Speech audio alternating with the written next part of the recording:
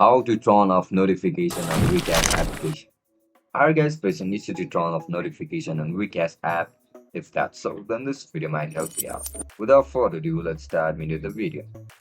To turn off notification on WeCash application, first of all, head over to mobile settings. Once you open the mobile settings, tap on apps. You can see multiple apps in this section. Just simply scroll down and select WeCash, which you can see over here. Tap on WeCash. After you click on WeCash, you can see the option for notifications. Tap on it. You are looking to turn off the notification, right? Just simply toggle this option. Once you toggle it, you won't be able to get notification from WeCash application. And that's it guys. That's how you're gonna turn off notification on WeCash application. If you guys found this video helpful, don't forget to like, share, and subscribe to our channel. I'll catch you up in the next one. Bye bye.